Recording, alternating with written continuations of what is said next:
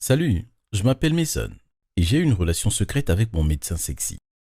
Tout a commencé il y a quelques mois quand j'ai commencé à me sentir malade. J'avais toujours détesté les médecins et les hôpitaux, alors j'essayais de les éviter au maximum. J'étudiais à l'université, mais je vivais avec ma mère pour économiser de l'argent. Au début, je ne lui ai pas parlé de mes symptômes, car je savais qu'elle avait tendance à réagir de manière excessive en ce qui concernait ma santé. Nous avions perdu mon père quand j'étais jeune, et ma mère n'a jamais vraiment fait son deuil. Il était tombé très malade et les médecins n'ont rien pu faire pour le sauver, alors il était tout à fait naturel que ma mère s'inquiète trop en ce qui concerne les maladies.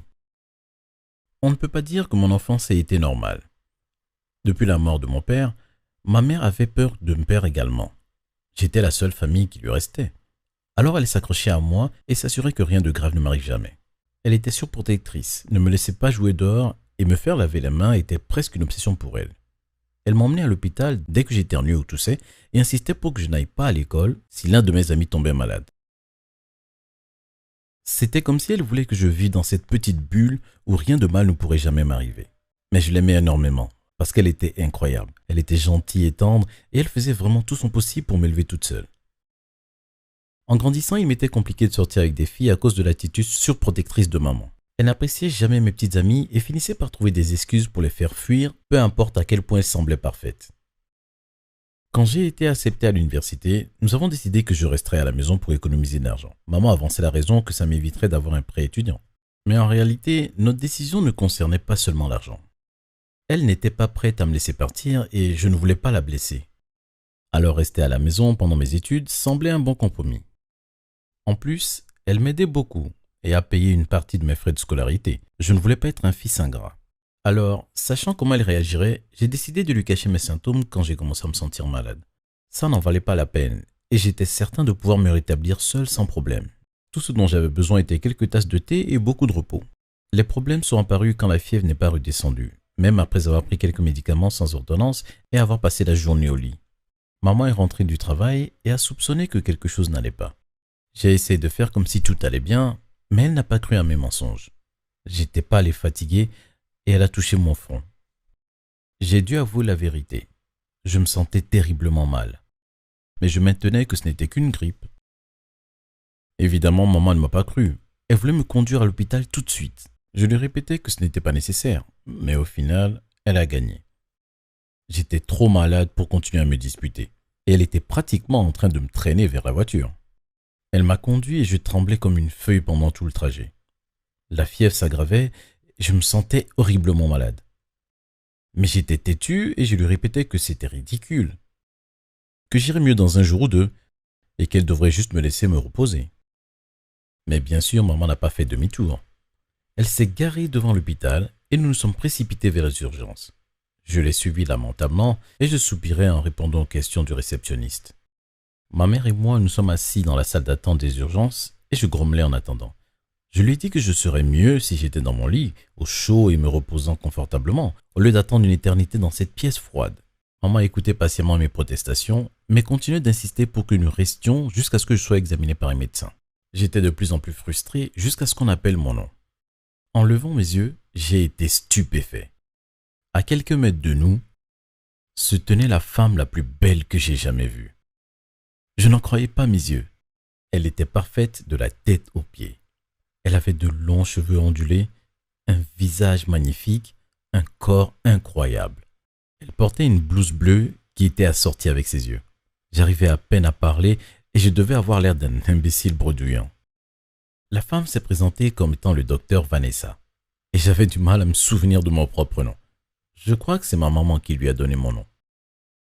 Docteur Vanessa m'a demandé de la suivre dans l'une des salles d'examen pendant que ma mère attendait à l'extérieur. Je sentais que ma fièvre était plus forte que jamais et j'entendais mon cœur battre dans mes oreilles.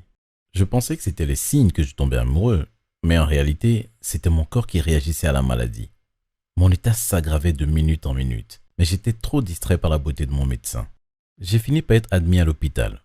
Maman n'a pas perdu de temps pour me dire qu'elle avait eu raison. Docteur Vanessa était le médecin en charge de mon cas, et ça a rendu mon séjour à l'hôpital bien plus agréable. Je faisais des blagues idiotes dès qu'elle entrait dans la pièce, même si je ne me sentais pas bien. Elle me faisait sourire malgré la douleur et la fièvre. Elle était gentille et très intelligente.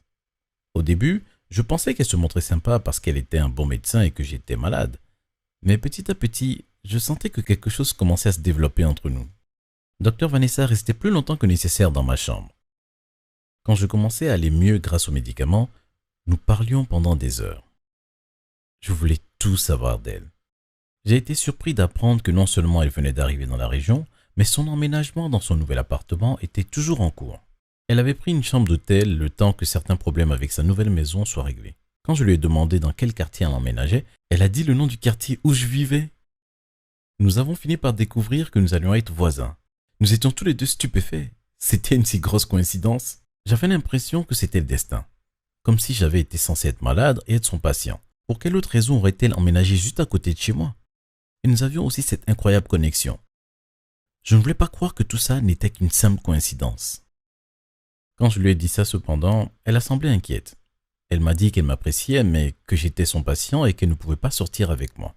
Ce serait contraire à l'éthique et elle pourrait s'attirer des ennuis. En plus, j'étais toujours malade et je devais me concentrer sur mon rétablissement. J'étais déterminé à ne pas abandonner, mais je lui ai dit que je comprenais. Je pouvais prendre mon temps étant donné que nous allions habiter l'un à côté de l'autre. Je continuerais de la voir après avoir quitté l'hôpital. Alors si elle ne voulait pas sortir avec un patient, j'allais simplement attendre de ne plus être son patient. Bien sûr, être aussi patient que ça, c'était plus facile à dire qu'à faire.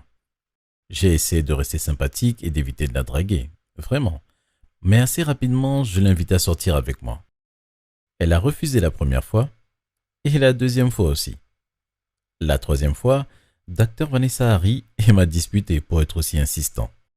Elle a fini par me dire qu'elle accepterait un rendez-vous avec moi dès que je sortirais. Imaginez-moi un peu mon impatience. Il m'a fallu 2 jours de plus pour aller vraiment mieux et j'ai eu l'impression que c'était une éternité. Nous avons continué à flirter pendant tout ce temps, mais nous ne nous sommes jamais embrassés, pas avant que je sorte de l'hôpital. Ce soir-là, elle m'a invité chez elle. C'était incroyable qu'elle habite juste à côté de chez moi. Elle était à seulement quelques mètres de moi. Nous avons passé la nuit ensemble et j'étais au 7e ciel. Je sortais avec la femme la plus belle que j'ai jamais rencontrée.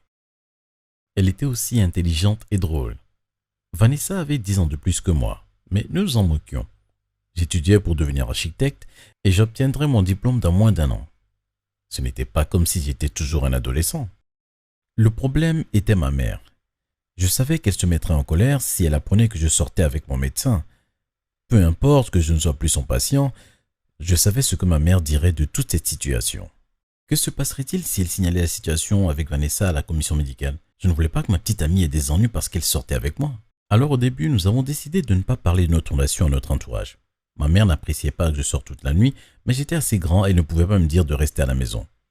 Elle me posait beaucoup de questions et j'essayais d'éviter de lui donner des réponses compromettantes. Je lui disais simplement que j'étudiais tard ou que j'avais trouvé un groupe de travail. Je ne lui ai jamais dit que je sortais avec quelqu'un. Du moins, pas avant que Vanessa et moi ayons décidé que notre relation était sérieuse et que nous voulions passer à l'étape suivante. Elle m'a demandé d'emménager avec elle et j'ai tout de suite dit oui. Nous étions si heureux et impatients de vivre ensemble, bien sûr, mais j'étais aussi inquiet. Ça voulait dire que je devais dire la vérité à ma mère. Vanessa et moi avons décidé que nous lui annoncerions la nouvelle ensemble. Maman a été surprise de voir mon médecin dans le salon en rentrant du travail. Elle a eu peur et m'a demandé si j'étais à nouveau malade. Je lui ai expliqué que j'étais en parfaite santé et que Vanessa n'était pas là en tant que médecin. Elle était là car elle était ma petite amie. Maman était très énervée. Elle a demandé depuis combien de temps nous nous voyions et je ne pouvais plus lui mentir. Nous lui avons dit que nous étions tombés amoureux alors qu'il était toujours mon médecin. Maman l'a très mal pris. Elle a accusé Vanessa de profiter de la situation. Vanessa lui a expliqué qu'elle savait que c'était mal, mais que nous étions vraiment tombés amoureux l'un de l'autre. Ça a pris un peu de temps, mais nous avons réussi à la convaincre de n'adresser aucune plainte auprès de l'hôpital. C'était un grand soulagement pour moi, car je savais que Vanessa aurait pu être renvoyée. Maman peut être vraiment surprotectrice, mais elle n'est pas cruelle. Elle savait que faire ça aurait été mal. Je vis avec Vanessa maintenant, et ma mère commence tout doucement à accepter notre relation. Le parcours n'a pas été facile, mais tout ça en valait la peine. Vanessa est la femme la plus merveilleuse que j'ai jamais rencontrée, et je ne peux pas imaginer ma vie sans elle. Et même si ma mère n'est pas très ravie que je déménage, au moins elle est soulagée que je vive juste à côté de chez elle. Mais j'ai dû lui faire promettre de ne pas venir nous voir tous les jours. Je tombe toujours malade de temps en temps, mais Vanessa a su me convaincre que les hôpitaux ne sont pas si terribles. Mais je n'ai plus besoin de me précipiter aux urgences. J'ai mon propre médecin à la maison. Merci d'avoir regardé cette vidéo. N'oubliez pas de vous abonner et de jeter un œil aux autres vidéos de la chaîne.